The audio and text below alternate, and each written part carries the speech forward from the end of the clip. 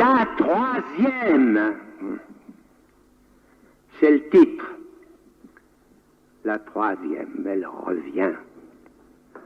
C'est toujours la première, comme dit Gérard de Nerval. 18e, troisième, donc cette fois c'est au tour de Patrick de lire le petit extrait. Donc, je commence ? Oui, vas-y. Bon, alors, c'est un peu le petit extrait que je vous ai envoyé, vous le savez peut-être déjà tous par cœur, donc je vais le lire. Il y a, vous le savez, les fameuses 3 vertus dites justement théologales. Ici, on les voit se présenter aux murailles exactement partout sous la forme de femmes plantureuses. Le moins que l'on puisse dire, c'est qu'après ça, à les traiter de symptômes, on ne force pas la note, parce que définir le symptôme comme je l'ai fait à partir du réel, c'est dire que les femmes l'expriment aussi très très bien, le réel, puisque justement, j'insiste sur ce que les femmes ne sont pas toutes. Alors là-dessus, l'espérance, non, la foi, l'espérance et la charité. Si je les signifie de la foire, du l'esper ogne, la chate ogni speranza, c'est un métamorphène comme un autre. Puisque tout à l'heure vous m'avez passé ourdrome, je l'ai dénommé de ça, et de finir par le rattache type, à savoir l'archiraté, il me semble que c'est une incidence plus effective pour le symptôme de ces 3 formes. Ça me paraît plus pertinent que ce qui, au moment où on se met à rationaliser enfin tout, se formule par exemple comme ces 3 questions de Kant avec lesquelles j'ai eu à me dépêtrer à la télévision, à savoir, que puis-je savoir? Que m'est-il permis d'espérer? C'est vraiment le comble. Et que dois-je faire? C'est quand même très curieux qu'on en soit encore là. Non pas bien sûr que je considère que la foi, l'espérance et la charité soient les premiers symptômes à mettre sur la sellette. Ce n'est pas des mauvais symptômes, mais enfin, ça entretient tout à fait bien la névrose universelle, enfin. N'est-ce pas? C'est-à-dire qu'en fin de compte, les choses n'aillent pas trop mal et qu'on soit tous soumis au principe de réalité, c'est-à-dire au fantasme. Mais enfin, quand même, l'Église est là qui veille, et une rationalisation délirante comme celle de Kant, c'est quand même ce qu'elle tamponne. Donc vous voyez que là, il y va fort. Hein. Alors, je vais simplement dire je vais vous tracer, peut-être pas immédiatement, tracer quelques repères que l'on pourra reprendre peut-être dans la discussion, et puis après on fera comme d'habitude. Mais là, tu voulais intervenir, c'est ça? Ah non, si non tu veux bon. Y aller, vas-y. Alors, je vais vous dire des choses pour étoffer un peu cette citation et comprendre pourquoi c'est pris comme ça. D'abord, il faut partir de Saint-Augustin. Saint-Augustin qui est né en... Alors j'ai quand même pris des repères bibliographiques parce que je ne suis pas spécialiste. Qui est né Augustin d'Hippone, qui est né en 354 et qui est mort en 430 à Hippone justement, qui est une province d'Afrique et d'Algérie tout spécialement. Philosophe, chrétien et théologien. Donc un des pères de l'Église. Alors la première chose qu'il fait, ça je le relève d'un cours auquel j'ai assisté de Jacques Lebrun, qui avait fait un cours de Histoire du catholicisme en 88-89, où il dit que Saint Augustin est le premier dans notre tradition, en tout cas occidentale et française, chrétienne surtout, le terme de jouissance. Et il fait une distinction entre un amour qui est réservé à Dieu,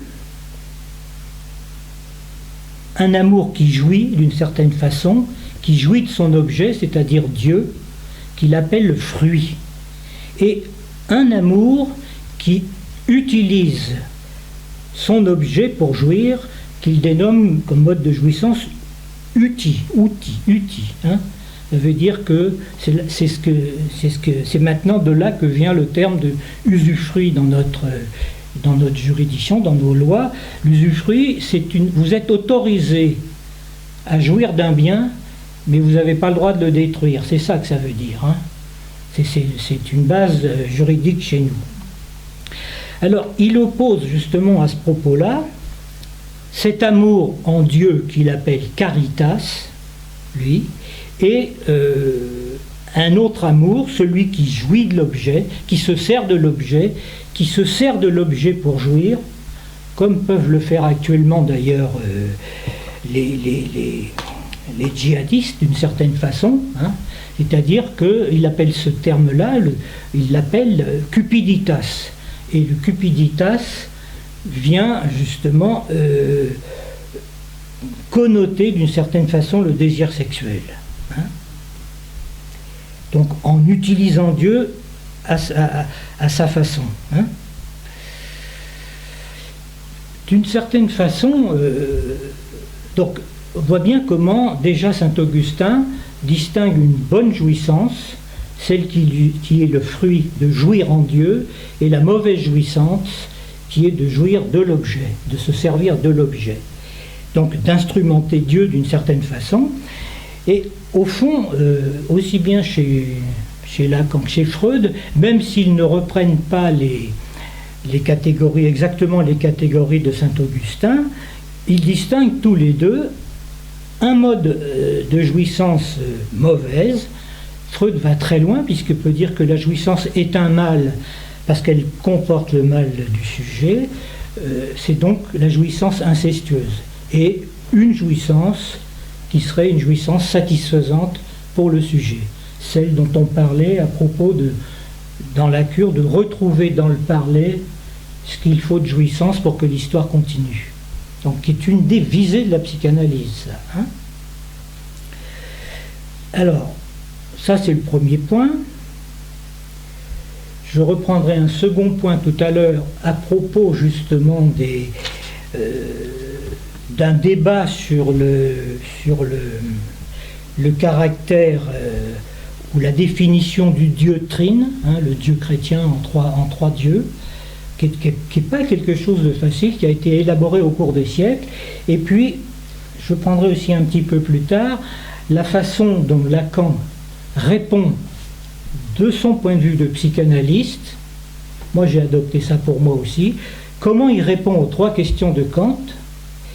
Et il faudrait peut-être évidemment savoir comment Kant y répond lui-même. Moi, je ne suis pas assez calé en philosophie pour en parler vraiment, mais tu pourrais peut-être en dire quelques mots, savoir comment répond Kant à ces questions, parce que je suis très surpris, j'ai ma petite réponse bien sûr, quand Lacan dit que désigne surtout que peut-on espérer de Kant comme étant une rationalisation délirante et que l'Église tamponne. Donc c'est un point qu'il faut peut-être un peu éclairer. Et, hein, voilà les points que je prendrai et puis on discutera au fur et à mesure. Voilà, Alors, juste pour revenir un peu sur la caritas, donc c'est agapé en grec, c'est une des trois occurrences de l'amour. Comme vous le savez, il y a Eros, qui est un amour, disons, à connotation sensuelle. Il y a la philia, qui est l'amitié, un amour dans lequel il n'y a pas forcément consommation sensuelle. Et l'agapé, qui est l'amour politique, on va dire. C'est l'amour du prochain, c'est-à-dire c'est une certaine manière, en se situant justement par rapport à une position métaphysique avec les dieux, de voir comment on traite son prochain. C'est-à-dire c'est la manière de croire les dieux, pour les Grecs, c'était de voir comment on traite son prochain, c'est-à-dire avec quelle qualité on peut traiter ses prochains. Philia, c'est l'amitié, non? Philia, c'est l'amitié, oui. Donc, là, on est aussi sur une structure trinaire, chez les Grecs, trinitaire, et pour reprendre donc le contexte aussi de ce petit passage de la troisième, c'est que la dernière fois, on a essayé de traiter ensemble, donc il n'y a pas de rapport sexuel, d'essayer d'éclairer sous diverses formes cette parole qui peut paraître assez énigmatique de Lacan, et en l'occurrence, le troisième de nous trois, c'est-à-dire Isidore Ducamp, pour les Facebookiens, nous a dit, vous avez parlé du rapport sexuel tout le temps la dernière fois, et vous n'avez pas abordé le terme de fantasme. Donc, si vous dites qu'il y a tout dans la troisième, il doit y avoir le terme de fantasme. Voilà. Oui. Donc, il l'a trouvé, effectivement, c'est-à-dire au fantasme qu'il assimile le principe de réalité. Donc, effectivement, pour faire peut-être un lien avec la dernière fois, le fantasme, c'est l'élément clé avec le symptôme dont il est indissociable de la possibilité de penser la cure analytique. Parce que, justement, aujourd'hui, nous sommes le 19 avril. Il faut savoir que quand Lacan est interrogé à Rome, je crois que c'est toi qui m'as raconté ça, il y avait une grève quelque part, et ça, il appelle ça un symptôme, c'est-à-dire quelque chose qui vient du réel, qui vient perturber la bonne marche des choses à Rome, une grève par exemple des trains. Et la grève est le symptôme d'une éruption du réel. Voilà. Le réel ne marche plus, ça fait un symptôme, c'est la grève. Voilà. Et il y a donc en 1912, je crois que c'est, entre le 14 et 15 avril, c'est le naufrage du Titanic. Donc il y a un peu plus de 100 ans, 103 ans. Et ça, on peut dire que c'est le symptôme de notre civilisation, le symptôme majeur. C'est pour ça qu'il y a autant de fascination autour de ce symptôme-là, parce que il y avait à l'époque, dans ce que les Allemands appellent Zeitgeist, c'est-à-dire l'esprit du temps, il faut savoir que en 1898 sort un roman anglais avec très précisément l'histoire du Titanic, qui est racontée sur un mode romancé, donc le même genre de paquebot, avec 3 hélices, le même tonnage, etc. Et pour couronner le tout, l'auteur l'appelle Titan. Donc, quelque part, déjà inscrit dans le symbolique, quelque chose va venir du réel pour confirmer qu'il y avait une place déjà prévue dans le symbolique pour cet événement-là.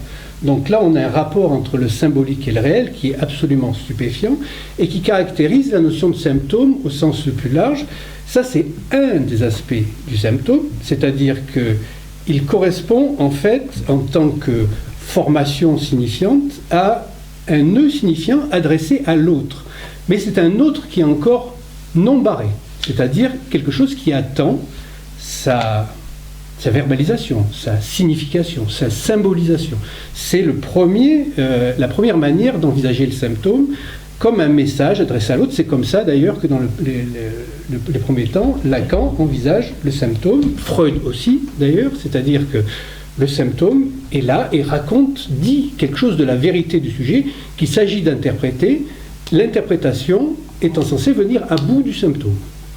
Après, évidemment, les choses se compliquent, c'est-à-dire que le symptôme régresse, mais pas totalement. C'est-à-dire que quelque chose résiste au symptôme, parce que là se découvre un nœud de jouissance. Donc, c'est là où on aborde le problème du fantasme. C'est-à-dire, dans un premier temps, la cure analytique va essayer de permettre l'interprétation du symptôme jusqu'à ce que se révèle le point de blocage, de résolution intégrale du symptôme, parce que le fantasme, qui est là pour bloquer le trou du grand autre, le fait de ne pas pouvoir accéder à quelque chose, va générer un plus de jouissance chez le sujet. C'est la fameuse phrase de Freud, quand il s'aperçoit qu'en disant ce qui se passe, quand l'homme oral lui raconte ce qui se passe, il lit dans les propos même de l'homme aura une jouissance par lui-même ignorée. Donc là, on commence à placer le rapport entre symptôme et fantasme. Parce qu'évidemment, l'autre côté du symptôme, c'est effectivement la jouissance qu'il génère. Cette jouissance, on peut la voir aujourd'hui dans la manière dont on peut voir le Titanic. C'est-à-dire qu'il y a une forme de fascination. Celui qui a fait le film, James Cameron, là, quand il est descendu, ils avaient l'impression de pénétrer un lieu sacré. C'est-à-dire quelque chose de l'ordre d'une mystique supérieure, parce que ce qui se donnait à voir, là, c'était vraiment une jouissance à l'état pur. C'est-à-dire quelque chose de l'ordre de ces taurures, ces ponts magnifiques, etc., qui étaient engloutis sous l'eau. C'est à la fois ce côté fascinant et absolument répugnant que peut avoir une jouissance. Et alors, on s'imagine que si on extrayait ça de l'eau, c'est pour ça d'ailleurs qu'on ne le sort pas de l'eau, hein, c'est correct. Maintenant, il y aurait les moyens techniques de sortir de l'eau, mais ça fait comme la fascination que peut faire éprouver une pieuvre ou un poulpe dans son élément naturel, et dès qu'on le sort de là, ça se présente comme une espèce de masse informe, répugnante. Quelque chose, une pure palpitation de vie, sans aucun sens. Et donc on a ces deux aspects de la jouissance, enfin, la jouissance du symptôme et l'inscription dans le symbolique. Parce que ça, c'est juste pour mettre un peu en scène la notion de symptôme par rapport au fantasme, parce que là, on est dans une clé justement pour comprendre l'impasse de la philosophie et l'impasse de Kant, justement, qui est relevée par Lacan. Mais c'est pas, moi, je ne le prends pas comme un dénigrement de Kant. Hein. Je pense qu'au contraire... Délirant, c'est pas... Voilà, il s'en tient d'abord comme une référence, hein, puisque dans tous ses écrits... l'œuvre de Kant l'a beaucoup aidé, comme celle de Hegel, et ensuite il pointe là où justement, dans le rapport à la chose, parce que c'est lui quand même qui, après le cogito de Descartes, va lire le sujet cartésien d'une certaine manière, qui va permettre son déploiement par Hegel, et ensuite ce que va en faire Lacan. Donc il n'y a pas vraiment de discrédit, c'est juste qu'il pointe là où est l'impasse. Entre fantasme et symptômes, ce qui va nous permettre d'éclairer beaucoup de choses. On va reprendre justement pour répondre à Isidore Duncan, puisqu'on avait parlé il n'y a pas de rapport sexuel, et que le fantasme, il vient justement en place du rapport sexuel. Il vient le couvrir, c'est une relative tentative de l'articuler d'une certaine façon. Et alors, vous voyez sur le schéma des discours qui est ici, le seul discours où le fantasme est en acte, c'est le discours de l'analyste. Vous voyez, c'est le seul discours où le fantasme s'articule. Dans les autres discours, il est toujours dissocié. Hein, vous voyez bien, regardez bien. Nulle part ailleurs, en dehors du discours analytique, il y a une articulation Quand Patrick dit articulation, ça veut dire que le A et le S barré sont reliés par une interaction. Oui, il y a une liaison logique, mais voilà. Il y a un impossible en même temps. Il y a des impossibles du réel. Donc vous voyez, ça c'est très important, parce que c'est le seul discours, justement, discours analytique, discours lien social à deux, où il y a un lien de cet ordre-là qui vient tenter de répondre à cette histoire, tout en tenant compte il n'y a pas de rapport sexuel. Il n'y a pas de rapport sexuel, ça ne doit pas empêcher tout, mais il faut apprendre à s'en servir pour pouvoir s'en passer. Alors que partout ailleurs, on l'évacue et que donc on met du tout partout. C'est ça que ça veut dire. C'est là que se fait la distinction. Je vais reprendre un autre point pour le symptôme et le fantasme. C'est là qu'on fait la distinction, justement, on va le développer tout à l'heure, entre ce que Lacan désigne du savoir et de la connaissance. On verra. Alors, sur le rapport du symptôme au fantasme, il faut quand même voir que c'est toute une histoire très compliquée chez Lacan. Et on a notre schéma, voilà. Disons qu'au départ de son enseignement, mais en 58, Lacan va situer le fantasme ici, et il est avant le symptôme qui est situé ici. Autrement dit, à cette époque-là, il fait du fantasme la cause du symptôme. C'est ce que disait Freud à propos du traumatisme ou de la séduction de la petite fille par le père. Donc il y a eu une séduction, Et c'est comme ça qu'elle fomente un fantasme, où le fantasme traduit cette séduction réelle du père. Évidemment, Freud, il est revenu dessus, il dit c'est pas possible, tous les pères ne font pas ça avec leurs filles, il y en a qui le font, beaucoup plus qu'on le croit d'ailleurs, mais enfin c'est pas tous les pères, et donc il a renoncé à ce qu'on appelait à l'époque, à sa théorie du trauma, en 1900, très tôt, sa neurotica, et il a dit non, au départ, il y a un fantasme. C'est le fameux fantasme d'une agression sexuelle qui se traduit en un symptôme, par exemple pour la petite fille en général, de dégoût par exemple, symptôme hystérique majeur. Mais Lacan va bouger dans cette histoire. Le symptôme, il le situe ici comme une signification de l'autre. Mais quand il va avoir articulé toute cette série, non seulement ce graphe, mais tout ce qui va venir par la suite, il va faire baisser d'un cran le symptôme. Le symptôme qui était là, écrit symptôme, il va le faire. Alors, il ne remonte pas là, vous voyez, c'est régrédient, puisque la courbe d'intentionnalité va dans ce sens-là. Hein. Eh bien, il va le loger ici, le symptôme. Et du coup, il va faire du symptôme originaire, c'est-à-dire le nœud premier du réel du corps avec l'incorporation de la langue, il va le situer d'abord dans une antériorité logique par rapport au fantasme. C'est le symptôme qui est la cause du fantasme. Et on comprend pourquoi dans la cure, la visée c'est d'arriver à disjoindre d'une certaine façon le fantasme, à écarter le truc, à séparer le sujet du signifiant, ça s'appelle l'être signifiant du sujet, de ce qu'il est comme objet, qui est son être de jouissance, pour pouvoir accéder au symptôme comme étant un réel qu'on ne peut jamais, bien entendu, faire bouger. C'est fini, c'est une fixation définitive, c'est un mode de jouissance spécifique de chacun, comme le dit Lacan, qui tourne au stéréotype, et justement la cure introduit cette notion qui est d'ailleurs, tu en as parlé ailleurs, tu as écrit des trucs là-dessus, qui est très paradoxale, parce que terminé, alors qu'on pensait qu'avec une cure on se débarrassait définitivement des choses, il s'agit d'une identification au symptôme.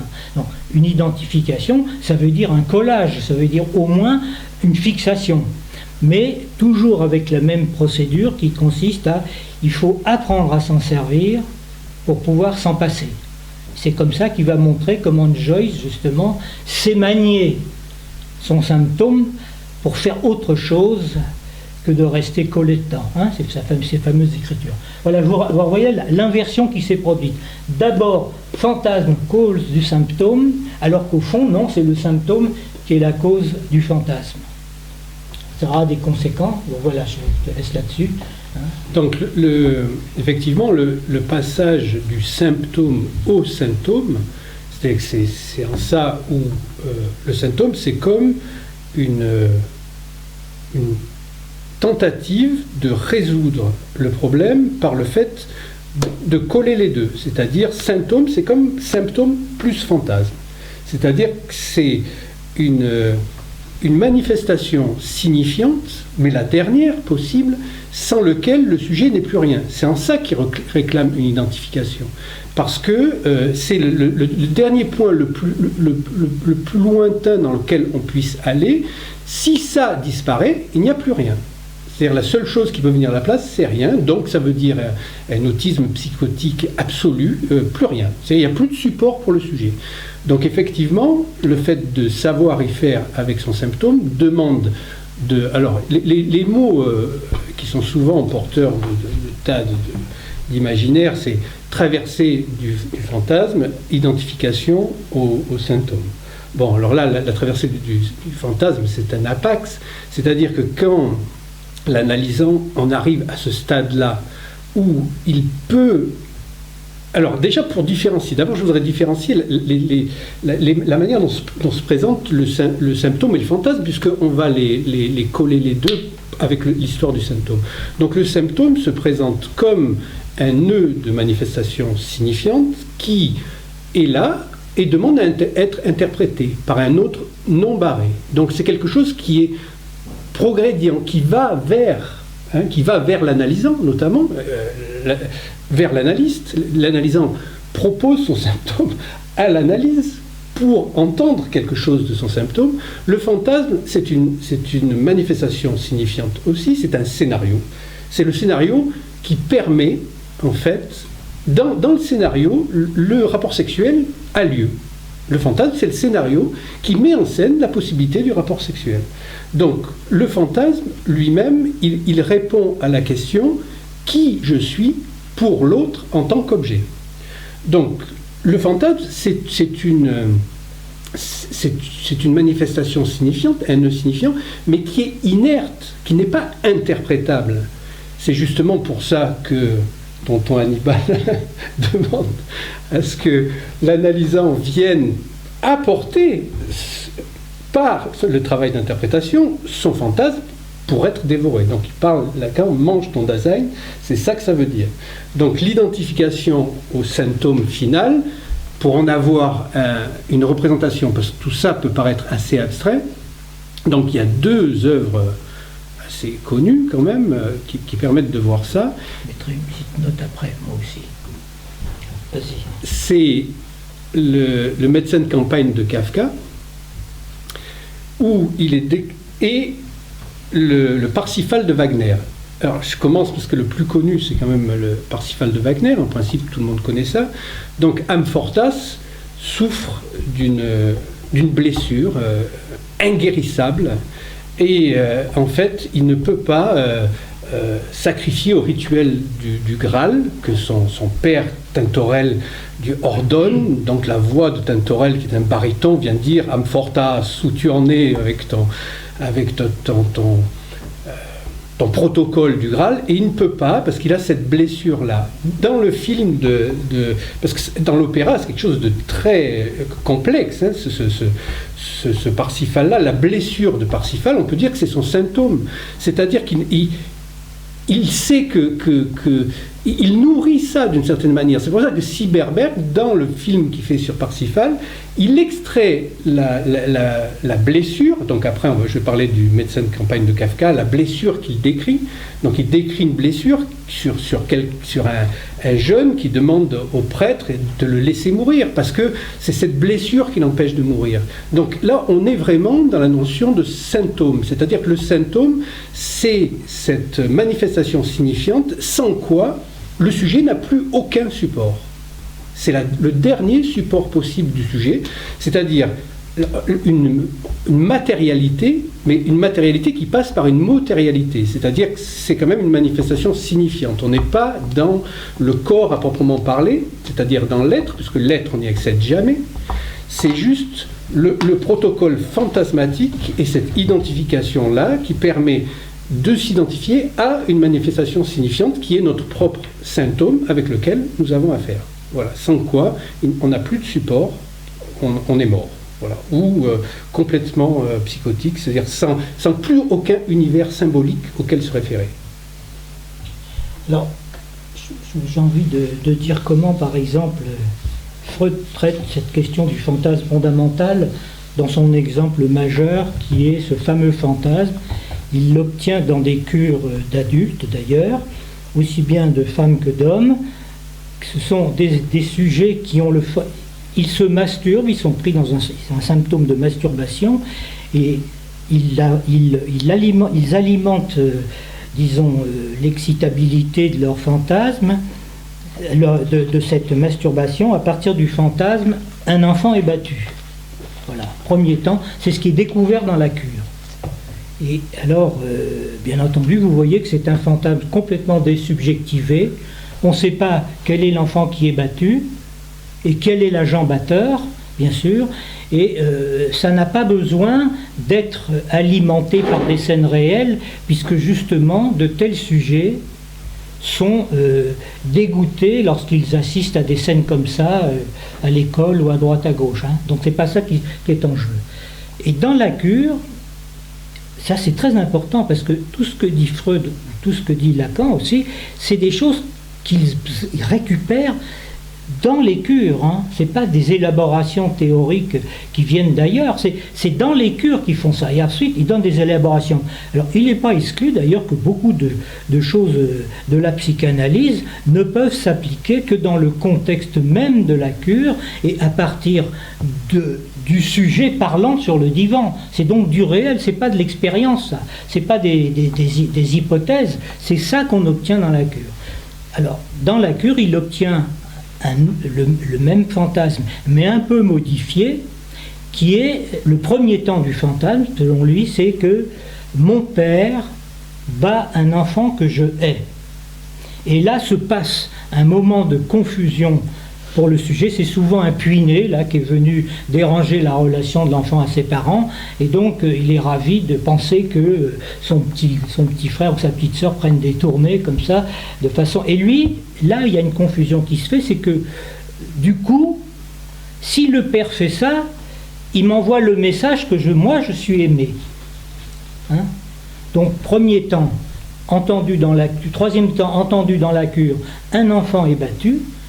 Premier temps qu'on retrouve dans la cure, mon père bat un enfant que je hais, et Freud se dit, mais comment se fait-il qu'il manque un truc, il manque une clausule logique pour comprendre le sens, l'intermédiaire entre les deux. Et alors là, il se livre à une construction, et ça c'est très important, la notion de construction, parce qu'il ne s'agit plus d'interprétation, il s'agit de construction. C'est pour ça que le terme de construction du fantasme dans la cure a été très très utilisé en permanence.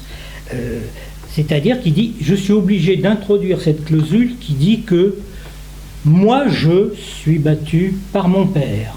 C'est-à-dire que c'est dans une relation duel de la petite fille avec son père qu'elle se dit, moi je suis battu par mon père et s'il me bat, c'est la preuve qu'il m'aime.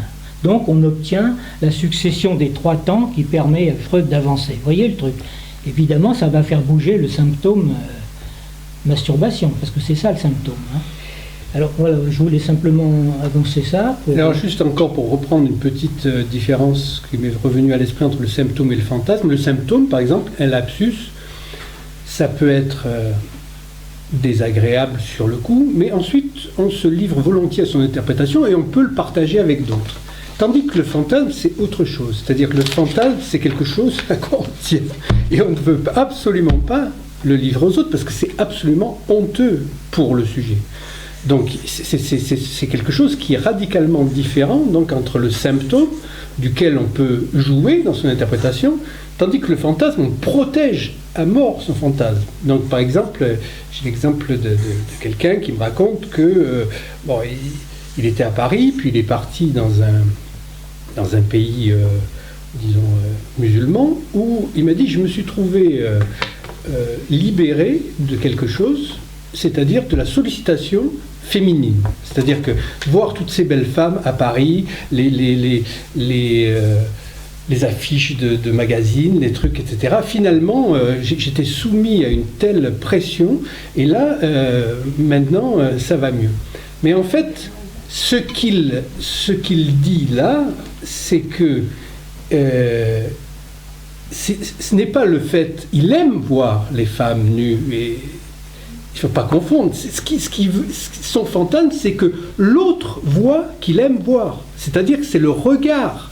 C'est là où il est dans le fantasme. Et c'est ce qu'il ne veut pas livrer, mais qui va finir par livrer en analyse. Parce que, au fond, là, il est honteux de cette chose-là. Parce que même si vos fantasmes diurnes, par exemple, si vous rêvez de cette belle femme, ce que vous pourriez lui faire, etc., les femmes, vice-versa, c'est le cas de le dire. Donc, si vous deviez le dire immédiatement, vous seriez extrêmement gêné de dire ça. Par contre, un symptôme, c'est pas pareil. Petit à petit, on s'habitue à justement pouvoir jouer avec son symptôme. Le fantasme, c'est autre chose. Il faut aller le chercher dans la cure, parce que c'est ce qui bloque à un moment, l'analysant met son fantasme, et il faut que ce soit lui qui amène son fantasme.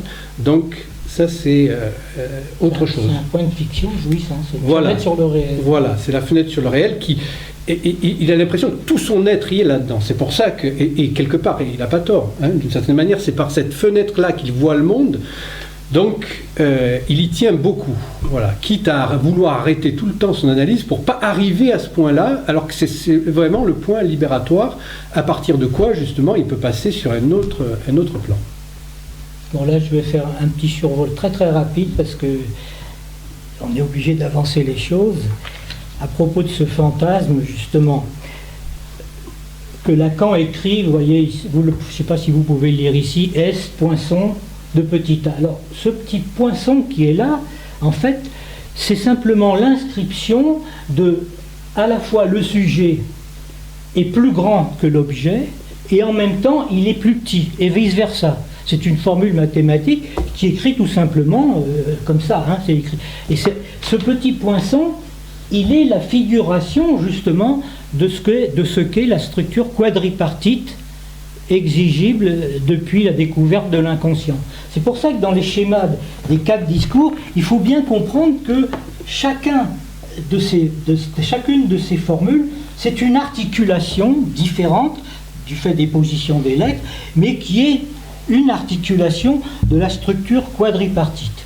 Hein, on ne peut pas parler du sujet tout seul comme ça. Parce que le sujet, au fond, ce n'est qu'un effet du signifiant, ce n'est qu'une coupure, en gros, qui d'ailleurs fait office de réel, parce que c'est ça dont il s'agit, c'est une coupure. Si on ne parle que de ça, on se trouve effectivement à parler simplement dans la rationalisation de toutes les logiques, du sujet, d'un sujet qui est un calcul de pure articulation logique. Mais le fantasme, il a une caractéristique de fixité parce que justement, ce sujet du signifiant, divisé par le signifiant, il est représenté par un signifiant dans lequel il se fige, donc il disparaît sous ce signifiant, comme la statue de sel par exemple, pour un autre signifiant qui justement ne le représente pas non plus, sous lequel il est en fadigne, autrement dit refoulé. C'est le fameux sujet de l'inconscient. Hein. Donc on n'attrape jamais le sujet. Et s'il est simplement livré à la chaîne signifiante, c'est la dérive sans arrêt. Hein. C'est l'accès maniaque, en gros. Hein. Tandis qu'il est lesté par un objet, l'objet petit a, qui représente son être de jouissance, qui a une certaine fixité, et l'objet petit a, il a comme rôle d'arrimer le sujet au réseau des signifiants. Donc, quand les deux fonctionnent, quand le fantasme fonctionne, ça tourne en rond, le sujet répète constamment la même histoire, parce que toutes les histoires se résument à travers simplement un mathème, puisque ça développe des multiplicités de significations avant qu'on trouve la formule logique de départ. Ça tient. Alors, il y a eu un premier temps, je peux le dire comme ça, Lacan a lâché le mot, à un moment donné, de traversée du fantasme. Tout de suite, les gens se sont emparés, ça y est, il a utilisé ce terme qu'une seule fois. Alors, on a tout entendu, hein. À la rame, on traverse comme un lac, enfin, alors que, en fait, la formule, si on la regarde bien, il ne l'a pas exploitée, Lacan, la traversée du fantasme, mais il va en dire des choses quand même. C'est que, au fond, c'est simplement le parcours de la structure. Et si le fantasme peut être figuré par exemple par une bouteille de Klein ou un plan projectif, il suffit de faire une coupure au bon endroit, je l'avais montré l'année dernière, pour séparer ce qu'est le sujet d'un côté et de l'objet. Le sujet, ça sera la bande de Mébius qui le représente, quand on coupe un plan projectif, et la petite rondelle qui tombe, ça serait l'objet petit a. Bien entendu, c'est pas vraiment ce qui se passe, mais c'est comme ça qu'on l'aborde sur le plan logique. Mais voilà, là où c'est intéressant, je l'ai mis comme ça pour vous le dire, c'est que ce fantasme du sujet, eh ben, dans la névrose, tout spécialement dans la névrose, le fantasme fonctionne, ou plutôt le fantasme pour le névrosé fonctionne comme la pulsion. Il y a donc un combiné dans la névrose entre le fantasme et la pulsion, et l'objet du névrosé n'est pas tellement l'objet petit a qu'il faut dégager, mais bien la demande de l'autre, constamment en train de demander, soit à l'autre, soit de l'autre. Il faut que l'autre lui demande. Et ça, dans les cures, c'est clair et net. Hein. Le sujet vous demande toujours, est-ce que j'avance? Dites-moi que j'avance ou donnez-moi un bilan. Donc, Lacan va prendre cette chose-là et va dire que là c'est une chose, c'est que le névrosé, son fantasme, fonctionne comme la demande. Alors, comprendre comment la pulsion fonctionne dans le fantasme, ce n'est évidemment pas au niveau de la logique du fantasme, celle que je vous ai développée avec On bat un enfant. C'est dans justement la grammaire du fantasme. Et c'est dans la grammaire du fantasme, c'est les fameux mouvements de la pulsion qu'on repère dans la grammaticalité d'une phrase, voir, être vu, être entendu, chier, se faire chier, tous ces trucs-là, que Lacan va transformer ultérieurement par la formule de se faire, et pas du tout du côté d'une dialectique du voir, être vu. Hein. C'est se faire voir, se faire entendre, se faire chier et se faire sucer. Voilà, les 4 termes. Dans la cure, ce qui est obtenu, c'est que petit à petit, à force de serrer de plus en plus près cette espèce de scénario du fantasme, il va passer à la pulsion, il va devenir la pulsion, le fantasme. Et dans la pulsion, ce qui est obtenu dans une pulsion, c'est une jouissance satisfaisante pour le sujet. C'est un sujet qui se satisfait dans le fantasme. Et on voit comment une jouissance au départ, qui est une jouissance ruineuse, une jouissance incestueuse, ruineuse ou mortifère, devient, par transmutation des choses, une jouissance satisfaisante pour le sujet. Alors, dernier point, c'est très difficile ce que je dis là parce que je le fais en très raccourci, mais c'est aussi entendu par beaucoup de gens, donc je suis obligé de poser les choses et on développera en cours de route. Ce qui se passe dans un premier temps dans le repérage des fins de cure pour Lacan, ce qu'il appelait un terme logique au départ, c'était que justement il y avait une séparation entre le sujet et l'objet petit a. Mais comment ça se passe? Ça se passe parce que dans un premier temps, dans le discours du maître, le signifiant qui représente le sujet pour un autre signifiant, c'est une institution du sujet. Ça s'institue par l'incidence de la castration, hein, c'est ça. Mais en fin de cure, il y a une destitution du sujet, justement. C'est-à-dire que il est destitué comme sujet et il ne trouve au bout de la course qu'un truc qui lui manque, le phallus. Il n'y a pas de phallus. C'est ça la destitution subjective, et lui, ça le fait être. Ça le fait être tellement que ça peut le mettre dans des états dont il a du mal à sortir, parce que ça l'excite, et c'est ça que ça veut dire, il peut être amené à faire des choses et des passages à l'acte et des acting out si c'est pas un petit peu contrôlé, un petit peu encadré dans la cure. Il faut bien faire attention à ça, et quand Lacan utilise le terme de désêtre, ça ne concerne pas le sujet dans la cure, ça concerne l'analyste, c'est-à-dire que l'analyste, on n'en a plus besoin et on le jette, hein, c'est ça que ça veut dire. Le déchet dans la cure, c'est pas le sujet ni l'objet petit a, c'est que celui qui faisait le partenaire, il est éjecté. Ce qui peut se passer dans l'amour d'ailleurs, entre parenthèses, puisque le moyen de la cure, c'est l'amour. Voilà, je voulais situer les choses comme ça, parce que le passage que j'ai expliqué, donc, du fantasme à la pulsion, qui est donc une introduction dans le champ de la jouissance satisfaisante pour le sujet, c'est une façon d'aller rejoindre ce qui était non plus le symptôme comme une signification, mais le symptôme comme une structure, nouée à l'inconscient. Hein, c'est ça qui va se jouer dans une cure. C'est là-dessus que ça va se faire la butée, qui est indépassable. La butée, c'est parce que le fantasme, à la différence du symptôme, s'adresse à un autre barré. Voilà. Parce qu'il n'y a pas de réponse. On ne peut pas répondre. Donc là, ça change. C'est-à-dire que ça, c'est un véritable passage. Si on cherche une passe, là, il y a le passage de la passe, c'est-à-dire prendre en soi et pour soi et tirer toutes les conséquences que l'autre est définitivement barré. Donc voilà le passage du symptôme au fantasme. Et d'ailleurs, le fantasme est tellement sensible que la plupart des analysants s'offrent eux-mêmes à l'analyste plutôt que la parole de vérité qui va leur permettre de dénouer leur propre fantasme, de le traverser.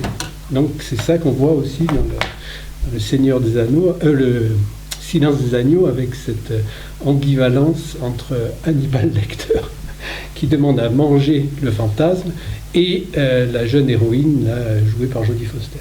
Alors il y a eu des gens qui après la disparition de Lacan se sont emparés de la passe, et pendant 20 ans ils nous ont fait chier avec cette histoire de traversée du fantasme. Hein.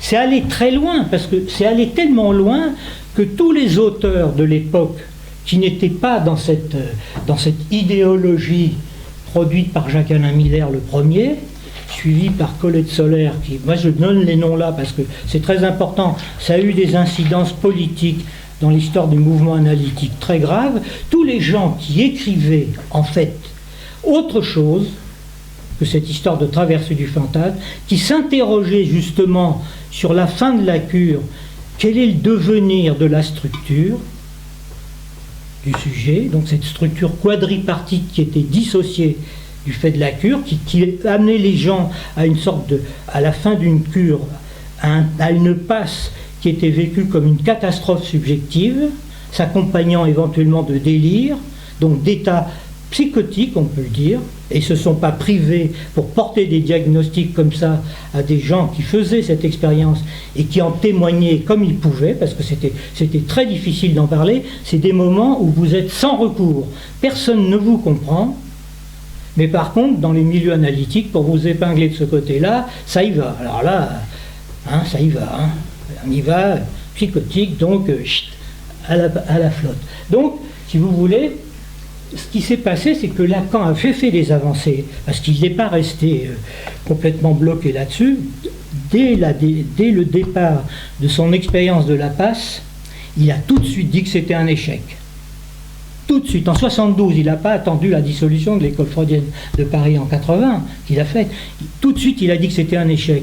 Et tout le monde, bien entendu, et tous ces gens-là se sont dit, c'est parce que les analystes qui sont dans les jurys sont des nullités.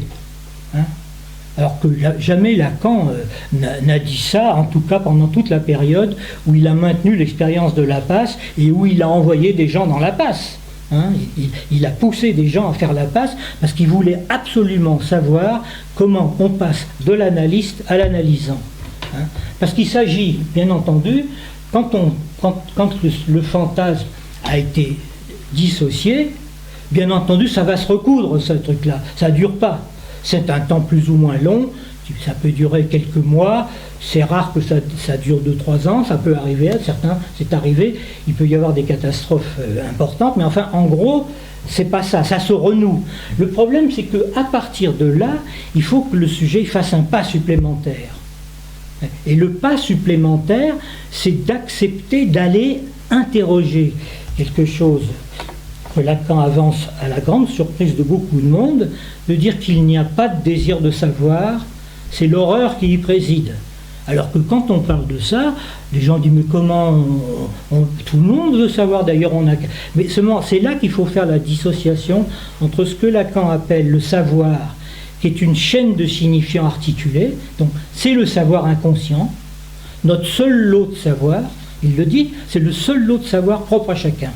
Tout le reste, c'est de la connaissance. Alors évidemment, le désir de connaître, ça c'est sûr qu'il y a beaucoup de gens, ils cherchent à savoir, mais le terme, ils se le réservent. Le savoir, c'est du côté de l'inconscient, du sujet de l'inconscient, et la connaissance, et c'est ce que font tous les autres ailleurs, la connaissance, c'est là où on écrit tout le temps le rapport sexuel, alors que justement, dans le savoir inconscient, il n'y a pas de rapport sexuel. Il ne peut pas avoir lieu. Hein, alors, Lacan, évidemment, il a fait des avancées là-dessus, qui n'ont jamais été entendues.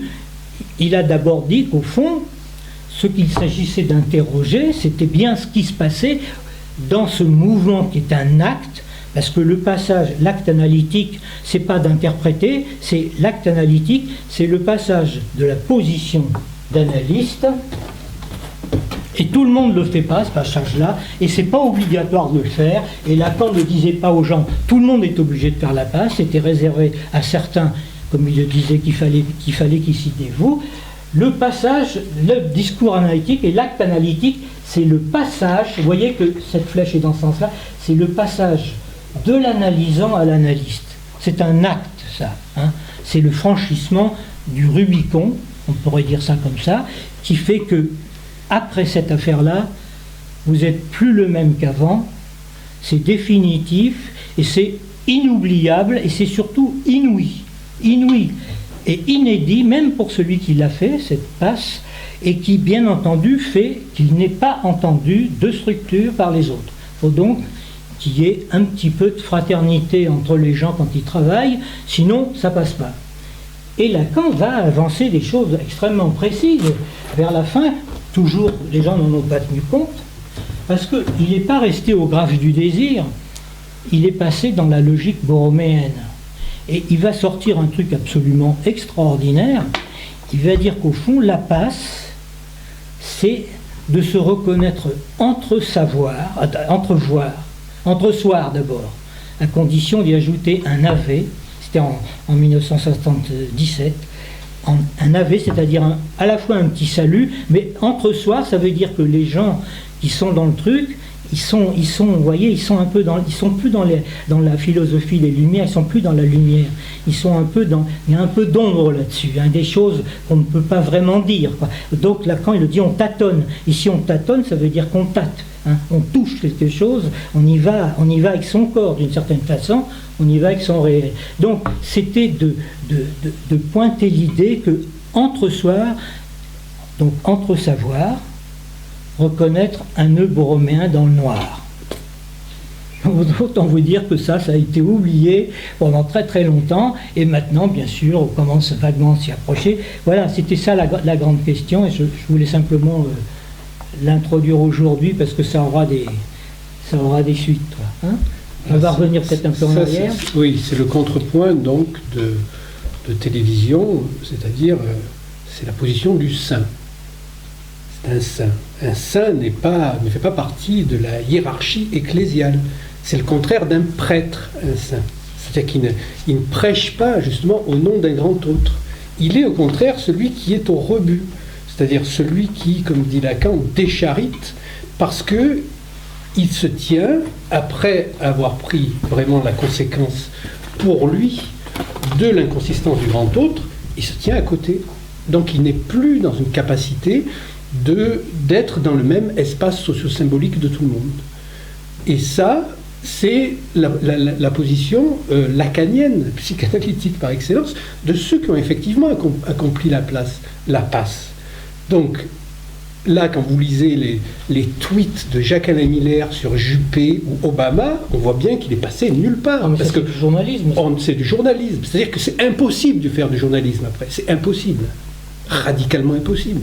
Puisque vous ne pouvez plus nourrir le système dont vous demandez aux analysants de s'extraire, parce que c'est là que résident leurs symptômes, c'est-à-dire dans cette croyance au grand autre. On ne peut pas passer les 3/4 de son temps à faire, soi-disant, l'analyste, et le reste de son temps à nourrir le système médiatique. C'est absolument impossible. Voilà. C'est pour ça que Lacan, lui, avec les médias, il était très très clair là-dessus, c'est-à-dire télévision, radiophonie, il donnait une interview, et puis il maîtrisait de bout en bout, puis il n'allait pas faire des débats contradictoires et des commentaires sur qui va gagner du FN, du PS, des trucs comme ça. Ça, c'est justement, c'est le grand cirque, c'est ça la réalité, donc le fantasme. Ça, on est en plein fantasme là. Et quand on est dans la nourriture de ce fantasme-là, on ne peut pas s'en extraire, parce que chaque fois qu'on en parle, on le nourrit. C'est ça qu'il explique très bien. C'est-à-dire que dès que vous êtes dans ça, que vous commentez, que vous vous indignez, que vous êtes là, etc., vous nourrissez le fantasme. Voilà, et vous nourrissez le symptôme. Et vous nourrissez le symptôme. Si vous donnez des significations au symptôme, vous le nourrissez. Ça s'oppose à la psychanalyse qui ne le nourrit pas. Radicalement. C'est pour ça que toute la psychanalyse que vous entendez, soi-disant, qui va faire des interventions, il y en a des psychanalystes qui mettaient le visage de Taubira à la place de leur photo d'identité. Mais c'est tellement débile. On ne peut pas être psychanalyste et s'identifier à Taubira. Ça veut dire qu'on n'a rien compris à la psychanalyse. C'est très simple, la psychanalyse. C'est si vous y allez, vous allez jusqu'au bout. Sinon, c'est pas la peine. Ou alors c'est que vous êtes des escrocs, c'est-à-dire vous racontez des trucs pour faire du business. Alors il y en a beaucoup qui font ça, c'est un business comme un autre à peu près. Parce que quand on vend des armes ou de la connerie, quelle est la différence au final? C'est du fantasme. On va le voir tout à l'heure, quand on va parler des 3 réponses aux questions de Kant, on va voir comment justement Lacan, lui, il faut bien le prendre comme... Il se cantonne à répondre comme analyste, de sa place d'analyste. Hein, il ne répond pas comme n'importe qui, parce que comme n'importe qui au sens où quand on est dans les autres discours, on est pris dedans aussi, on les entretient d'une certaine façon. Alors il faut être très prudent quand on les conteste, puisque Lacan il dit que quand on conteste quelque chose, on le renforce. Hein. C'est-à-dire que les gens, ils veulent bien qu'on leur donne des significations aux choses de la vie comme ça, parce que comme ça, ça va les aider à continuer à être dedans, et c'est bien, mais ça n'a pas les effets que peut avoir l'intervention analytique comme justement rupture de ça. Donc on va voir éventuellement ne plus nourrir, voilà. Les trois questions. Alors, dernier point, justement, je voudrais préciser. Vous avez vu, je vous ai expliqué que dans l'acte analytique, c'est le passage de celui qui était analysant à l'analyste objet petit a. Alors, attention, l'objet petit a, il faut bien comprendre que l'analyste, il ne l'incarne pas. Hein. L'analyste, ce n'est pas un déchet. Contrairement, il y a des gens qui pensent il y a des analystes qui pensent qu'ils sont des poubelles, et il y a des gens qui pensent que l'analyste, on peut lui déverser des poubelles sur la tête, puisqu'il va accepter stoïquement de recevoir des ordures sur la tête. Ça peut arriver, mais ça peut arriver grave, ces choses-là. Ça peut arriver. On peut faire le coup de poing de temps en temps. Bon, peu importe. Toujours est-il que c'est un tenant-lieu seulement. C'est un tenant-lieu pour du sang. Il est agent comme tenant-lieu de semblant de cet objet petit a que l'analysant ne connaît pas, mais qui est la cause de son désir. Hein. Il est le tenant-lieu de déchet. Il n'est pas le déchet, vous voyez ce que je veux dire? Il n'est pas le déchet parce qu'il est le tenant-lieu qui va permettre d'interpréter justement le savoir inconscient qui est celui de l'analysant, hein, et il va interpréter au sujet qui est ici son symptôme, les deux trucs. Et bien entendu, lui comme objet petit a, il est opérant entre les deux, comme ça. Hein, il va jouer ces deux trucs-là. Voilà. Alors. Mais alors. Là, non, on a mis des choses. Moi, j'ai mis des choses très très pointues parce que j'avais besoin de les placer parce que je suis interpellé. Je suis beaucoup interpellé en dehors d'ici parce que forcément, avec tous ces trucs qu'on a finalement, moi, je suis interpellé par mon site et par des messages que je reçois. Et il faut que je réponde petit à petit. Donc, il faut que je montre que je suis le truc et que je ne m'arrête pas à des étapes comme ça fixées. Pour moi, je perçois l'enseignement de Lacan comme quelqu'un d'abord qui a enseigné pour former les analystes. Donc, de son temps, le public qui était là, bien sûr, c'est devenu public petit à petit, c'était pour former des gens qui voulaient devenir analystes ou qui l'étaient devenus ou qui allaient le devenir. Et bien entendu, petit à petit, ça s'est ouvert à un public. Ce n'est plus comme aujourd'hui, où, en gros, Lacan, on peut le dire, compte tenu de l'influence qu'a son enseignement dans le monde, c'est devenu un objet de culture. Hein. Tout le monde, beaucoup de gens s'en servent. Bon, Lacan a prêté la main à ça, puisqu'il a dit que Platon était lacanien et que d'autres ne l'étaient pas, enfin tout ça. Il a aussi tendu des perches pour qu'on aille dans ce sens-là. Mais vous voyez que Lacan, c'était pas un livre de son temps. D'ailleurs, les livres de Lacan, on ne les lit pas, les gens ne les lisent pas, c'est illisible. Il l'a dit lui-même. C'est extrêmement difficile de lire Lacan, justement parce que, à la fois son enseignement, les séminaires, ce que vous lisez, ce sont les transcriptions de Miller. Donc, ce sont des livres de Miller, les séminaires. C'est lui qui les écrit, c'est pas Lacan. J'ai dit quoi là? C'est Miller. C'est Miller. C'est Miller. Voilà, c'est ça. C'est Miller qui les écrit. Donc les éditions du Seuil, ce sont des écrits de Miller. Ce n'est pas les écrits de Lacan. Les écrits de Lacan, il y a ce qu'il y a dans les écrits premiers et dans les autres écrits qu'a recueillis Miller. Ce sont des écrits de Lacan. Il n'y a pas beaucoup de... Ça fait même pas 2000 pages, ça. Alors qu'avec son séminaire, il a fait au moins 15 000 pages d'impression. C'est pas du tout la même chose. Il faut le savoir, ça. Voilà. Bon, qu'est-ce que je... On va introduire... Alors, on va parler des trois questions, là. On y va? Mais oui. Tu veux qu'on y aille? Ben oui. Bon, alors, est-ce que tu peux nous expliquer, de façon brève, quelles sont les réponses? Comme toi, tu veux dire? Comment? Si, non, bref, parce que sinon, on va faire... Comme toi, non, parce que moi, je vais faire bref aussi. Comment Kant répond lui-même aux 3 questions, parce que je voudrais comprendre, et je crois avoir compris, pourquoi Lacan dit que sa rationalisation délirante est tamponnée par l'Église, parce qu'il semblerait que du côté de sa théologie, ça déconne un peu, hein, il semble chez Kant. Tu n'es pas d'accord, mais moi je le pense. Mais alors, comment il répond lui d'abord à ces 3 questions? Ouais, je ne sais pas comment il répond à ces 3 questions. Moi j'ai noté comment il répond. Tu veux dire Kant? Oui, Kant. Alors vas-y. Non, moi je ne veux pas dire de Kant, je voudrais que tu le dises toi. Moi je vais dire sur comment Lacan répond. Non, mais moi ça ne m'intéresse pas de dire ça, je ne me place pas sur ce terrain-là. C'est-à-dire, moi je me place sur le terrain où il y a 3 vertus théologales. Donc qu'est-ce que ça veut dire théologale? Bon, alors là c'est encore autre chose, les vertus théologales. Les vertus théologales, c'est pas les 3 questions de Kant. Non, mais il y a 3 vertus et il y a 3 questions juste après. Oui, peut-être qu'il y ait... Il y a peut-être un lien, mais... Il faut... peut-être alors, les 3 vertus, c'est quand même traduit par la foi comme étant la foire, oui. L'espérance comme étant l'espérogne, je ne sais pas ce que ça veut dire, la chiaté, machin, oni... ça veut dire laisser toute espérance. Oui, voilà. Il n'y a pas d'espoir. Il n'y a pas d'espoir, en gros. C'est quand même pas ce que dit l'Église, puisque l'Église, elle nous promet le jugement dernier, et une fois qu'il y aura eu le jugement dernier, on sera tous au paradis. Formidable, non? Pour l'éternité. Donc après, il n'y aura plus besoin d'avoir la foi, puisque tout sera réglé. On fera plus de péché, puisque tout nous aura été pardonné. Et peut-être même que les gens qui sont allés en enfer pourront peut-être s'en sortir. Il semblerait que oui, mais on ne sait pas. Donc on comprend pourquoi l'Église, elle tient les sujets, ça donne de l'espoir. Après la mort, il n'y a pas le néant des athées, il y a quelque chose. Donc, comment tu situes les choses? Les 3 vertus, toi? Alors, les 3 vertus... C'est pas les questions de Kant. Non. Bon, c'est pour ça qu'il faut... Il y a un lien pour Lacan, oui. Parce qu'il fait foirer l'Église et il fait foirer Kant aussi, dans ses réponses. Oui, mais d'une certaine manière, c'est-à-dire que lui, il connaît très bien Kant. Donc c'est pas le Kant de Wikipédia. Non, oui, il le connaît sur le bout des doigts. Non mais moi je l'ai lu, je l'ai lu donc, ce mois-ci. Je les ai lus les trucs.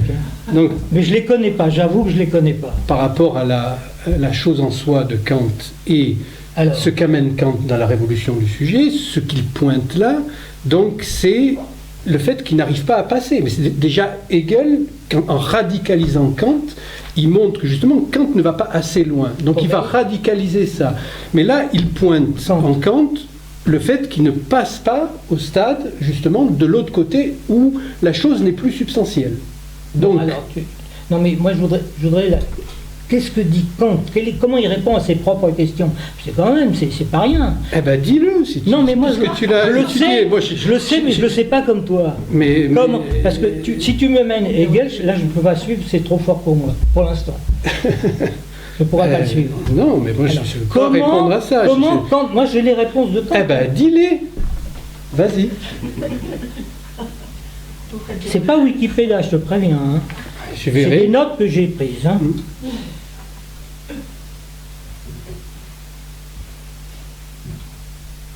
Alors, 3 questions, c'est que puis-je savoir, que m'est-il permis d'espérer, que dois-je faire avant, et que m'est-il permis d'espérer. Voilà. Alors, si j'ai bien compris, dans la critique de la raison pure, 1881,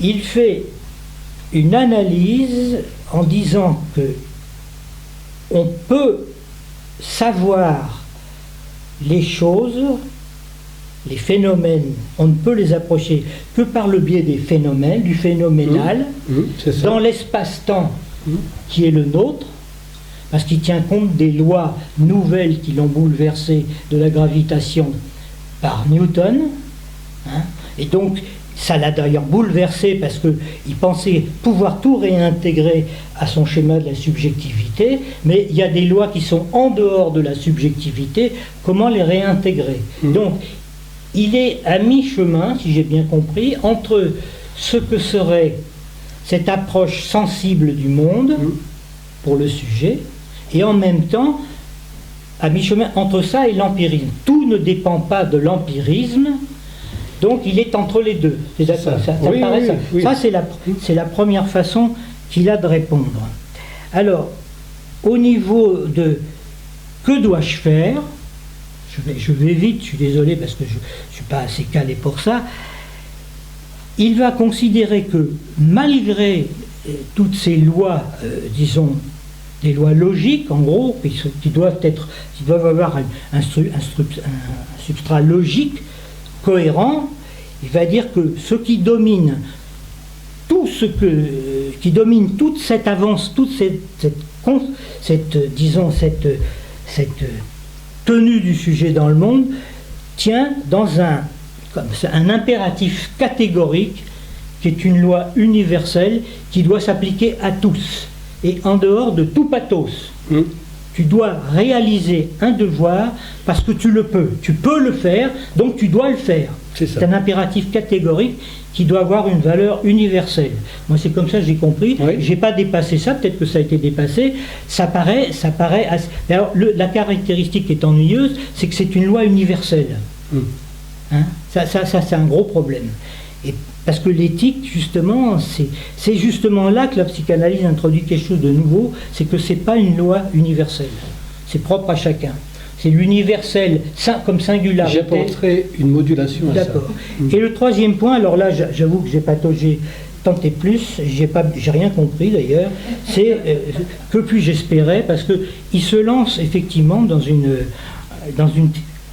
théologie, qui fait qu'en gros, si vous voulez, il dépasse le cadre même de ce que la religion, en tout cas chrétienne, propose, à savoir que la religion chrétienne, au bout du compte, elle donne un sens au réel. Hein. C'est-à-dire que l'histoire des arts, ça a quand même un sens, ça a le sens de la création originaire, au moins par Dieu, et d'une certaine façon, ça maintient le sujet dans le principe dans son fantasme, donc le principe de réalité. Alors que, effectivement, posant ça comme ça tamponne un peu et ça donne une possibilité de vivre, effectivement, dans ce qui est le principe de plaisir, le principe de réalité, donc dans le fantasme. Or, il semble que le raisonnement de Kant, c'est pour ça qu'il est très difficile à saisir, c'est que ça dépasse le cadre du fantasme. Hein. Est-ce que c'est vrai ou est-ce que c'est pas vrai? Voilà, je pense qu'il n'arrive pas à dépasser le cadre du fantasme, voilà, malgré sa tentative, voilà, parce que voilà, entre la première partie de la question, entre le phénomène et le noumen, donc il ne peut pas faire autrement que dans le système qu'il a mis en place, dans la logique qu'il déploie, de substantialiser la chose. C'est-à-dire la chose, c'est quelque chose justement de substantiel. C'est Dieu. Oui, das Ding, c'est ce qui vient masquer en fait le trou, c'est le mot qui vient boucher le trou de ce qui repère déjà dans les critiques de la raison pure. Das Ding, si tu es d'accord avec moi, c'est déjà un codage linguistique de la chose. Oui. C'est pas donc de l'ineffectif. Il y a déjà un codage linguistique.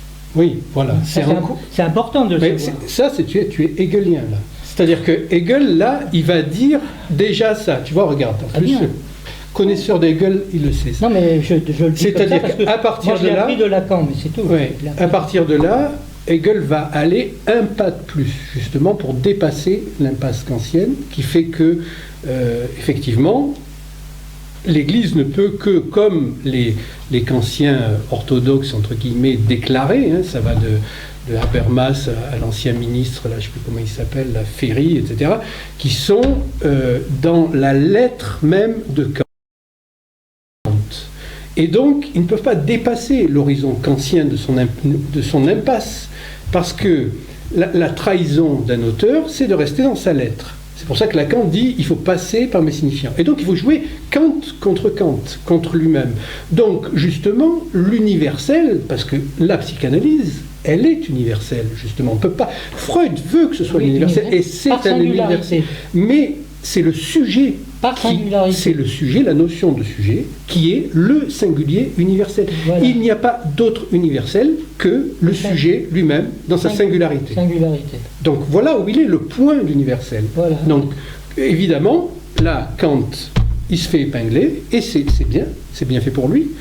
Et Lacan le fait parfaitement bien, mais en très grande connaissance de cause, parce qu'il connaît très bien, même dans la critique de la raison pure du départ, les antinomies kantiennes dont il va se servir pour les formules de la sexuation, c'est-à-dire ce qui n'est pas justement susceptible d'expérience, comme le cosmos, etc., le pas-tout, tout ça, il va tirer ça de ça. Donc il sait aussi la dette qu'il a vis-à-vis de lui, mais il montre là où s'arrête.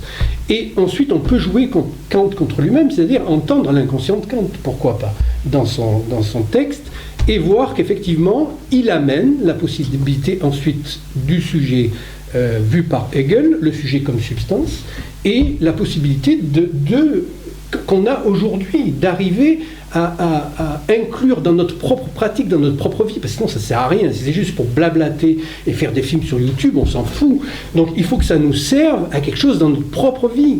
Et là, effectivement, dans l'enseignement lacanien, c'est quelque chose de très concret, hein, quand vous entendez les gens parler, et vous pouvez... utiliser le terme très important, qui est un apax chez Lacan, qui a utilisé le terme de matérialisme.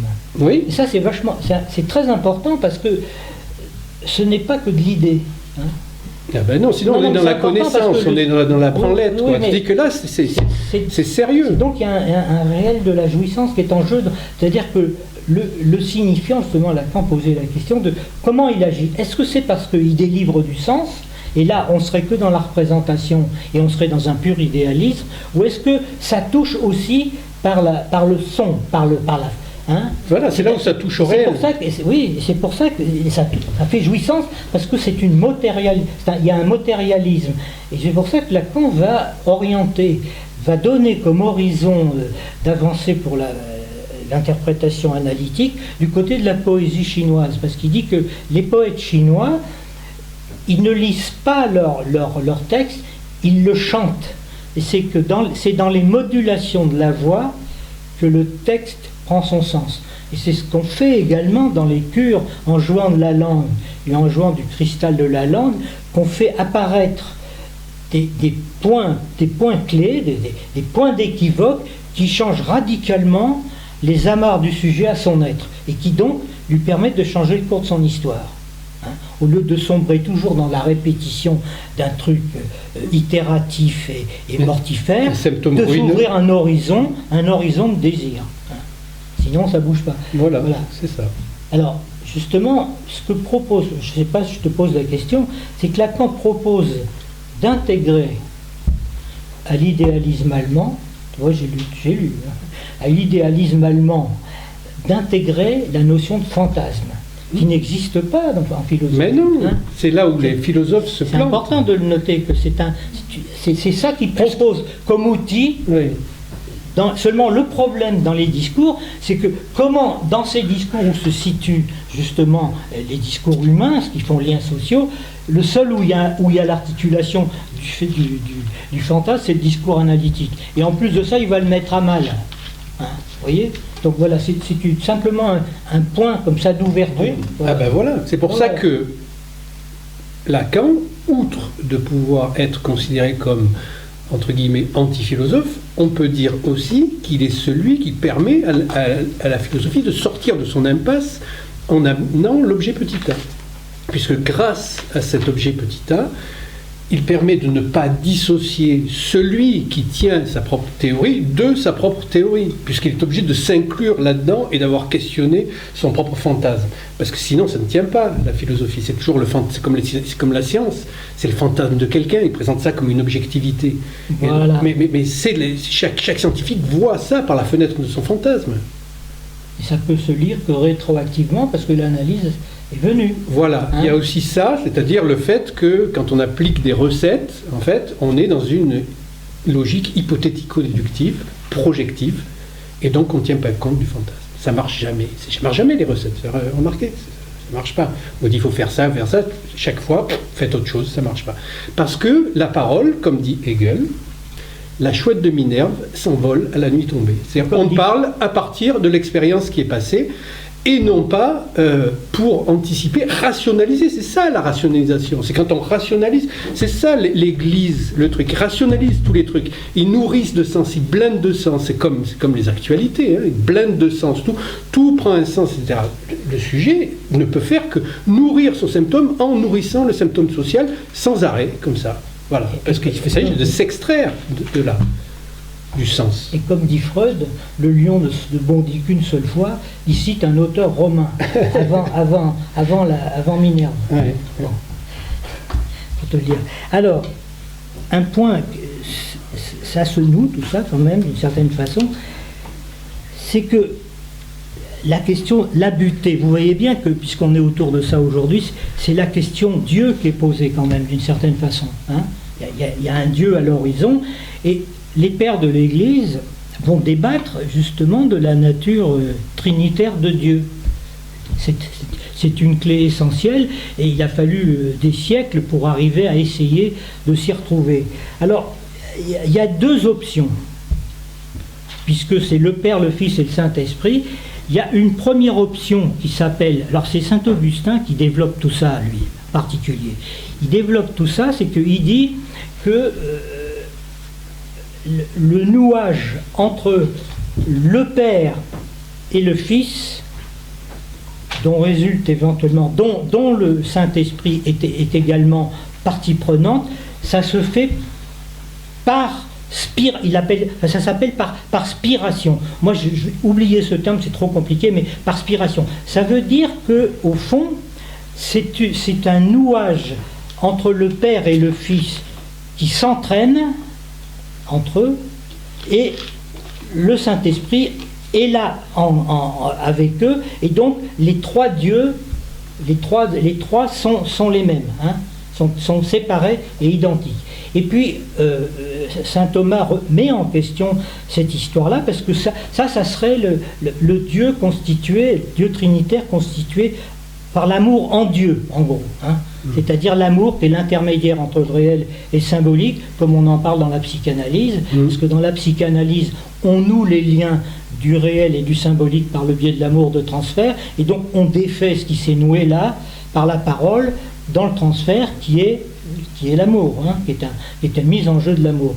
Et puis il y a l'autre façon, c'est le nouage entre Dieu, le Père et le Fils, se fait par ce qu'il appelle par procession. Voilà. Il y a une par spiration, l'autre par procession. Je les confonds souvent parce que j'ai du mal à manier ça. Ça veut dire que, au fond, le Père et le Fils ne sont pas noués ensemble, et c'est le Saint-Esprit qui les noue, tous les deux. Donc il y a dans ce registre-là, Saint Thomas critique justement Saint Augustin là-dessus, parce qu'il dit que c'est pas possible, parce que si c'était ça, c'est pas possible d'accepter ça. Ça veut dire qu'il y aurait un lien de hiérarchique entre chacun des dieux. Donc c'est un débat qui n'a pas été clos, on peut dire, qui est difficile à cerner.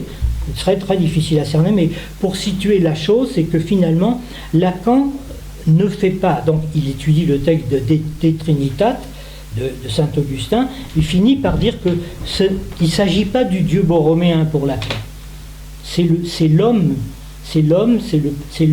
qui est incomposé, il l'appelle la Trinité infernale, c'est lui qui est un composé trinitaire. Et le composé trinitaire, ce n'est plus tout à fait le sujet du signifiant. Il y a une identification à la fin de l'enseignement de Lacan entre le sujet du signifiant, qui est le même que celui de l'individu, et ça c'est un lien qui n'est pas facile à comprendre, parce qu'il semblerait que ce soit le même, et en même temps c'est pas tout à fait le même, mais à ce moment-là, on ne parle plus du sujet, du pur signifiant, on parle du sujet qui a un corps, un nom propre, une histoire et une jouissance spécifique, donc dans sa singularité absolue. Et c'est sur ce sujet-là que la psychanalyse opère. Elle n'opère pas simplement sur le sujet du signifiant, même si c'est ça un impact. Pourquoi ?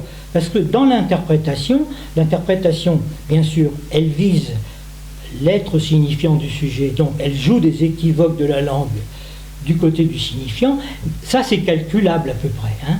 On peut, dans le discours de l'analysant, viser un point, c'est un calcul qu'on peut faire, décider à un moment donné d'intervenir pour opérer une coupure par équivoque, mais il y a quelque chose qui est incalculable, c'est du côté de la jouissance. On ne sait pas à l'avance qu'est-ce que ça va procurer comme jouissance pour le sujet. Parce qu'il fait un gain de jouissance, mais il peut faire aussi une profusion de jouissance, et des fois, pour sortir de là, ça peut durer un certain temps.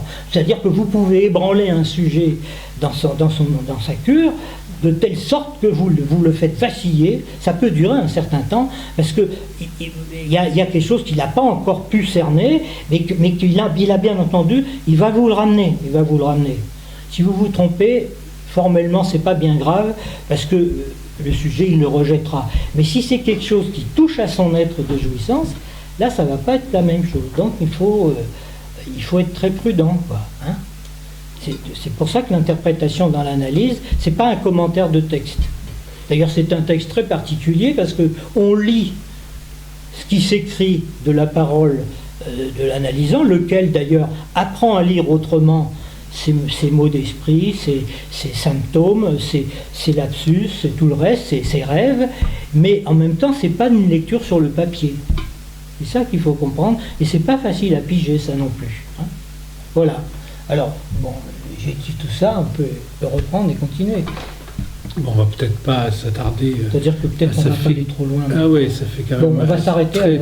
Alors, juste avant, parce que je voulais quand même dire que le Père, le Fils et le Saint-Esprit, on peut dire réel, imaginaire, symbolique. Donc, le Fils, c'est l'imaginaire, puisque c'est la spectacularisation de la mort du Dieu. Le réel, lui, est inaccessible et irreprésentable. Ce qui meurt sur la croix, pour Hegel notamment, ce n'est pas le représentant de Dieu, mais le Dieu de l'au-delà lui-même. Et quand le Christ se réincarne, la réincarnation, ce n'est pas dans un autre corps, c'est dans le Saint-Esprit. C'est ça le symbolique. C'est le Saint-Esprit, c'est la communauté de ceux qui ont partagé l'expérience de la mort du Dieu, et donc de la possibilité de créer une nouvelle collectivité à partir de là. C'est d'ailleurs à partir de là que le christianisme lui-même, dans ses premiers fondements, possède une puissance politique telle que par infiltration et par le dessous va renverser tout l'Empire romain quand même. C'est pas rien, c'est tellement sous-estimé. Mais la puissance du Verbe dans l'acception qui était celle des chrétiens, les premiers chrétiens, ça avait une dimension politique énorme qui n'a plus aucun rapport avec les petits signifiants qui sont en cours aujourd'hui. On peut plus accéder à ces choses-là. Et ce qui tient ensemble, bien sûr, c'est comme dans un nœud borroméen, l'objet petit a, le sujet. L'objet petit a qui tient les trois cercles et le sujet qui correspond à cet objet petit a. C'est-à-dire... Je suis d'accord avec...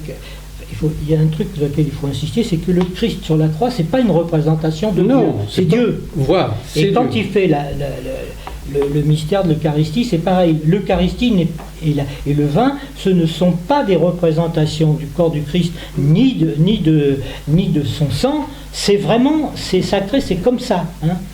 C'est un mystère. C'est un mystère. Et donc, la religion convoque la foi. Et la foi, c'est un consentement à ça, c'est même une dimension d'effusion. Il y a quelque chose de mystique dans cette affaire-là. On a la foi, on est engagé en Dieu, c'est pas tout à fait du registre de la croyance. Non. La croyance est supposée que. Hein. Et puis il n'y a pas d'instrumentalisation. C'est pas une supposition que l'Eucharistie c'est Dieu, ça l'est. Voilà, c'est des deux nuances. Bon, la foi et la croyance peuvent effectivement cohabiter, mais c'est pas les mêmes registres concernant le sujet. Tu es d'accord avec ça? Oui, exactement. On s'arrête là. Hein. Voilà, on s'arrête là. On termine là-dessus parce que la religion catholique, c'est pour ça qu'elle est nommée la vraie religion. Elle est la vraie religion parce qu'elle le dit, elle parle de je suis la voie, la vérité, tout ça, ce que dit le Christ sur la croix. Hein, c'est ça qui est important. C'est la vraie religion parce que ça le dit, elle touche à la vérité. C'est là où la vérité touche au réel de la mort, qui est spectacularisée, la mort du Dieu lui-même. Voilà. Et à propos de vérité, Hein? à propos de vérité, est-ce que la Trinité serait une projection de ce que Lacan a repéré comme étant la structure borroméenne du sujet humain? Alors, C'est à partir de ce que vous dites. oui, c'est ça. D'ailleurs, tu l'as repris, je ne sais pas tout à l'heure. Moi, j'ai insisté pour dire que Dieu n'est pas un Dieu borroméen. C'est-à-dire que ce n'est pas démontré, en tout cas par les pères de l'Église. Ils jouent entre les deux, hein, en Dieu et par lui. Hein. Mais, par exemple, Lacan va donner la suite, je l'ai déjà dit ici, et je vais les reprendre. Il va dire que maintenant on est en présence, dans notre monde actuel, en face de trois discours. On a affaire au discours de la science, et le discours de la science consiste à symboliser les images qu'elle se donne du réel. Hein. C'est-à-dire que les gens qui font les expériences dans le cyclotron, ils visualisent avec des appareils l'impact de deux corpuscules, et ça leur permet de découvrir le boson de Higgs que le type avait déjà calculé 50 ans à l'avance. Pendant 50 ans, on lui a craché dessus, mais il a tenu le coup, et un jour, on lui a démontré que c'était ça. Donc, vous voyez ce que ça veut dire. Ça veut dire que la science symbolise des images, donc l'IRM c'est pareil, du réel qu'elle aborde. Hein. Donc c'est un fantasme. Donc c'est un fantasme, effectivement. C'est pour ça que Lacan peut dire que c'est un fantasme. C'est un fantasme, et que la science est arrivée à un point tel que tout le réel de la science est passé dans le symbolique. C'est pour ça qu'il dit que c'est un fantasme. Alors ça, c'est un discours de la science, SIR, c'est donc un nouage borroméen de ce type-là, symbolique, imaginaire, réel. La religion, par un tournage lévogire, elle fait RSI, c'est-à-dire qu'elle réalise, on peut le dire dans la figure du Christ, ça ne veut pas dire qu'il n'est pas réel, elle réalise ce qui du symbolique, c'est-à-dire ce qui est véhiculé par le Saint-Esprit, la parole, on peut le dire comme ça, le symbolique, symbolise l'imaginaire de Dieu, hein, de ce qu'on peut imaginer de Dieu. C'est un autre type de nouage, mais c'est un nouage borroméen. Et la psychanalyse, troisième discours, elle fait autre chose. L'analyse, elle invente, c'est pour ça qu'il y a des hypothèses. L'hypothèse du sujet supposé savoir, par exemple, est-ce que c'est une hypothèse qui se vérifie comme réelle? C'est bien réel que l'inconscient, il est réel. Ce n'est pas simplement une élucubration de l'esprit. Et ça ne dépend pas d'une expérience. Ça dépend d'une pratique qui n'est jamais une expérience, parce qu'il n'y a pas d'expérience dans la psychanalyse. C'est à chaque fois différent, il n'y a pas d'expérience. Et donc, il n'y a pas de psychanalystes qui ont de la bouteille, ou quand ils disent qu'ils ont de la bouteille, il ne faut pas aller les voir, parce qu'ils deviennent très dangereux. Parce qu'ils vont vous mettre dans leur cadre, et il vaut mieux aller voir des plus jeunes analystes qui sont plus ouverts à des flous de leurs propres fantasmes et de leurs impasses que les vieux qui sont bien cadrés. Bon, donc elle imagine ce qui du réel peut se symboliser. Et ces trois discours sont liés ensemble. Ça veut dire quoi? Ça veut dire que la science, elle invente des bouts de réel, la bombe atomique par exemple, ou bien les lois du cosmos et tous ces trucs-là, un réel qui est de plus en plus lourd à porter pour nous. Et la religion, elle suit le truc de très près parce qu'elle donne du sens à ça. Donc elle tamponne un peu les effets, mais en même temps, si elle donne du sens, elle prête à transformer les découvertes de la science en fabrication divine, d'une certaine façon. C'est pour ça que les gens trouvent, par exemple, tout à fait naturel les prélèvements d'organes maintenant, on ne va plus vous demander votre avis, ou il va falloir que vous mettiez un dossier, vous ne voulez pas qu'on touche votre corps après votre mort, il va falloir tous les trucs qui paraissent naturels et qui ne sont pas du tout naturels, qui sont induits par le discours de la science. Et alors, que fait la psychanalyse entre les deux? Elle est tributaire du réel que produit la science, ne serait-ce que par ses articulations logiques, un certain réel, mais elle loge les bouts de réel qu'elle découvre, et en particulier l'inconscient, à une autre place que le réel de la science, mais elle doit tenir compte du réel de la science. Et elle en tient tellement compte que depuis Descartes, justement, à l'avènement de la science moderne, où le sujet est fort clos, c'est ce sujet qui va devenir le sujet de la psychanalyse. Donc on voit bien qu'il y a un lien entre eux, et que Freud n'aurait pas découvert la psychanalyse s'il n'y avait pas eu la montée de la science à son époque. Sinon, on n'a pas découvert la science avant, parce que la psychanalyse avant, parce que le savoir scientifique, il avait encore des attaches mythiques, et donc des attaches subjectives, en gros. Hein? Et puis le troisième, et donc elle est prise entre ça, et elle est prise entre le sens que la religion donne aux découvertes de la science, et la psychanalyse, elle opère justement par le non-sens, justement, pour libérer le sujet de ces liens à la religion. Pas au sens religieux, parce que le sens religieux, c'est autre chose que la religion. C'est la religion qui dénature le côté religieux de l'homme, qui a besoin d'imaginer des choses comme ça. Et donc, elle est prise entre les deux, et Lacan, il dit un truc un peu bizarre, il dit, faut faire un peu attention, parce que on ne peut pas canarder la religion tout le temps comme ça gratuitement. Il faut aussi que la psychanalyse, elle a besoin d'avoir un espace de respiration entre les trois, et c'est quand même assez curieux qu'à Rome, il tire à boulet rouge, là, sur la religion, on peut dire, quand il pointe la foire. Tu peux espérer, laisse tomber l'espérance, et puis archiraté, quoi. C'est-à-dire qu'il est contre la charité chrétienne. Il va dire ça à Rome quand même, alors que la veille il était allé visiter les fouilles de Saint-Pierre pour aller voir la tombe de Saint-Pierre quand même, hein, avec Dolto qui était très très religieuse, hein, à sa façon. Voilà. Bon.